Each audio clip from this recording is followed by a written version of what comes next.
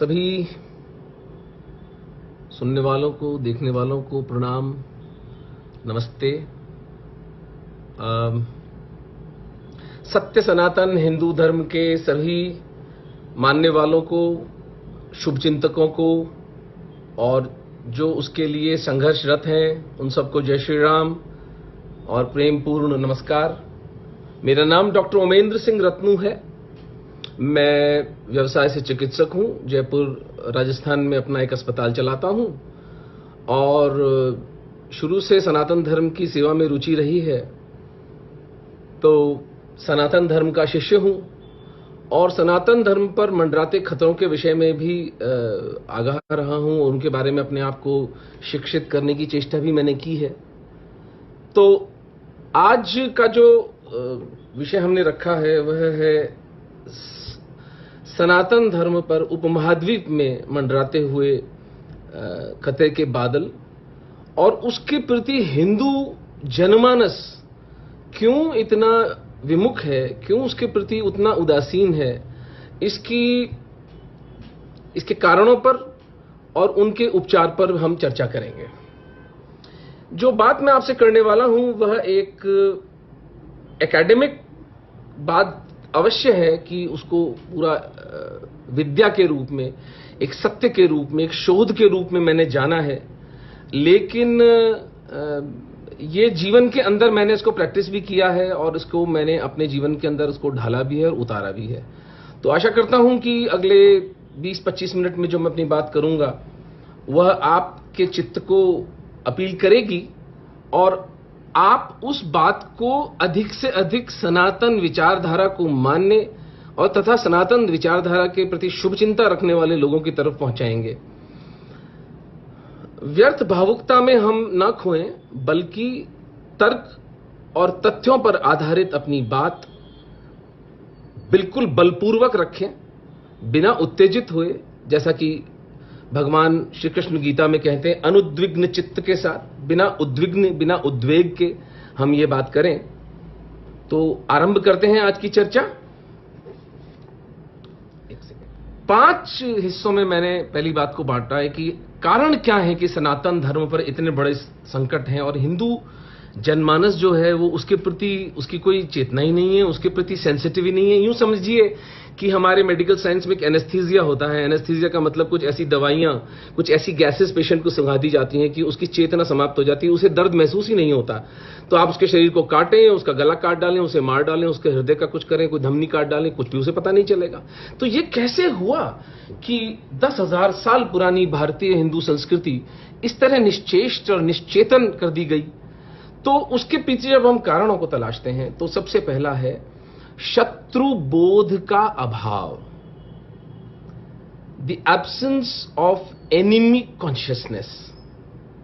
मनुष्य का जो लाखों वर्षों का संघर्ष है उसमें एक बात बिल्कुल स्पष्ट होती है कि मनुष्य ने इस धरती पर अपने जीवित रहने का अधिकार कमाया है। जंगली जानवरों से, शीत, ताप, मौसम के सब बदलावों से मनुष्य लड़ता हुआ यहां तक पहुंचा है। ये सब इसके मित्र नहीं थे, ये सब इनको शत्रु जानकर इन पर विजय प्राप्त करके आज मनुष्यता यहां तक पहुंची है। तो हमारे हिंदू लीडरशिप, जिसमें नाम लेने से तो कोई लाभ नहीं है, लेकिन सभी जानते हैं कि हिंदू लीडरशिप का क्या मतलब है, और हमारे साधु संत, हमारे मठाधीश, हमारे आश्रमों में बैठे इतने सम्माननीय विचारणीय साधु संत, इन सब ने हमें कभी शत्रु के बारे में बताया ही नहीं। तो परिणाम यह हुआ कि हम अनर्गल बातों में पड़े हुए हम ये मान के चल रहे हैं एवरीथिंग इज हंकी डोरी, सब कुछ सही है, किसी को कुछ करना ही नहीं है, कहीं कोई शत्रु है ही नहीं। जबकि तीन शत्रु हिंदुओं का सर्वनाश पर तुले हुए हैं, जिहादी, मिशनरी और वामपंथ।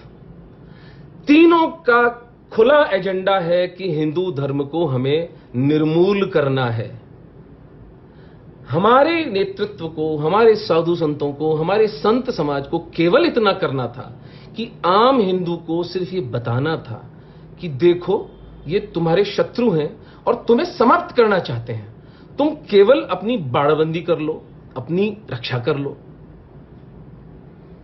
चलिए, ये तो नहीं किया, उल्टा हमें नए नए शत्रु पैदा करने का एक शौक हो गया है। जिस तरह से हमारे सिख जो समाज है उसके साथ पिछले 20-25 सालों में, ऑफ कोर्स 84 में जो हुआ वो तो खैर अक्षम्य अपराध है, वो हमसे जो हुआ उसके लिए तो जितनी क्षमा मांगी जाए सिख समाज से उतनी कम है। करबद्ध चरणों में लेटकर हमें उनसे माफी मांगनी चाहिए। लेकिन हम सिख समाज के ऊपर, सिखों के हम मजाक उड़ाते हैं, हम जोक सुनाते हैं उनके ऊपर। हमारी सबसे वीर्यवान कौम जिसने हमारी रक्षा की राक्षसों से, उसका हम मजाक उड़ाते हैं। हम सोचते नहीं है कि एक 5 साल के सिख बच्चे पर क्या बीतती होगी जब उसका मजाक उड़ाया जाता है। तो अब नेपाल ने कुछ किया है तो हम नेपालियों को मजाक उड़ाने लग गए हैं। ऐसे नहीं चलता है। जो आधुनिक युग है उसमें जब आप एक संघर्ष में होते हो तो आप शत्रुओं की संख्या नहीं बढ़ाते, शत्रुओं की संख्या कम करते हो। 3 शत्रु मैं आपको गिना चुका हूं, उससे अधिक इसको ना बढ़ने दें, यही बुद्धिमत्ता होगी। दूसरा, यौगिक सत्यों को जिस तरह से तोड़ मड़ोड़ कर हमारी लीडरशिप, हमारे नेता हमें सिखाते हैं, सर्वधर्म समभाव, जिसको मैं सर्वधर्म वड़ा पाव कहता हूं। सब धर्म एक नहीं है। ये चैलेंज है मेरा कि आप सबकी जो थियोलॉजी है, यानी जो उनकी किताबें हैं, मूल रूप से जो उनकी किताबें हैं, वहां पर हिंदुओं के लिए क्या शब्दावली, क्या उनके आदेश हैं, वे सार्वजनिक रूप से बोल रहे हैं। आप बोलने में क्यों कतराते हैं? तो सर्वधर्म का वड़ा पाव खाना बंद करें, क्योंकि उस वड़ा पाव में किसी निर्दोष हिंदू बच्ची, किसी निर्दोष हिंदू का रक्त मिला हुआ है। आपके सर्वधर्म वड़ा पाव के चक्कर में कोई निर्दोष बच्ची उठाई जा रही है अपने घर से। एक वसुधैव कुटुंबकम, यानी ये कितना बड़ा झूठ हम एक समाज के रूप में अपने आप से बोलते हैं।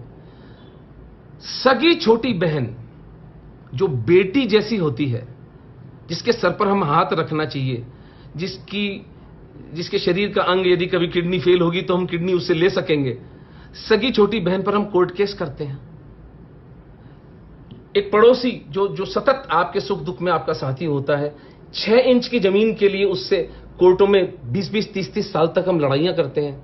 लेकिन जब कोई जिहादी हमें दिखता है या कोई वास्तविक धर्म का दुश्मन हमें दिखता है तो हम कहते हैं वसुधैव कुटुंबकम, सारी वसुधा ही हमारा कुटुंब है। इसको इन्वर्टेड कॉन्शियसनेस, यानी उल्टी चेतना कहते हैं, कि हम अपने वास्तविक कुटुंब को कुटुंब न मानकर जो हमारे शत्रु हैं उन्हें हम कुटुंब माने बैठे हैं। तो ये झूठ एक समाज के रूप में हमें बोलना बंद करना चाहिए। तीसरी बात, इस बात पर मैं विशेष तौर से युवाओं का ध्यान चाहूंगा। बॉलीवुड और क्रिकेट हमारे हिंदुओं के सबसे बड़े शत्रु हैं। उसका कारण है, बॉलीवुड एक नैरेटिव चलाता है, एक अवचेतन मन में हमारे सबकॉन्शियस माइंड को कंट्रोल करता है और हमें ये भ्रम की भांग पिलाया जाता है, सर्वधर्म समभाव। एक बात पूछता हूं आपसे, सोचिएगा, मनन करिएगा इस पर, कि पिछली बार बॉलीवुड में भजन कब बनाया था? अली मौला, ये वो सब गाने तो बनते रहते हैं, सूफी गानों के माध्यम से हमारी चेतना को भरमाया तो जाता है। हिंदू भजन, एक हिंदू देवी देवता की यशोगान के लिए, उसकी महिमा मंडन के लिए कोई भजन कब बनाया गया था? स्मरण आए तो बताइएगा। हम प्रेम और घृणा भी अब उधार करने लगे हैं। हमारे संतों का, अवतारों का आदेश था कि संसार माया है। तो जब ये जीवित संसार, हम खुद हाड़ मांस के बने हुए माटी के पुतले हैं, हम स्वयं बॉलीवुड के पर्दे पर जाकर झूठ प्रेम, झूठ घृणा और झूठा देश प्रेम नचाकर आते हैं, तो ये हमें सोचना पड़ेगा कि हमारी अवचेतन मन को जो चीज कैप्चर की जा रही है वो हमारे हित में है या नहीं है। 635 लोग इस देश में प्रतिदिन आत्महत्या करते हैं, लेकिन एक लड़का कोई बॉलीवुड का कोई आत्महत्या कर लेता है और यहां बवाल मच जाता है। यहां मध्यम मिडिल क्लास की जो औरतें हैं वो ऐसे मातम मचा रही होती हैं जैसे कोई देश का सैनिक वहां जाकर के किसी को शहीद हुआ हो। ये तो हमें सोचना पड़ेगा कि हमारी चेतना का किस हद तक ह्रास हो चुका है। और क्रिकेट क्रिकेट पर क्या कहूं मैं अपने मित्रों से।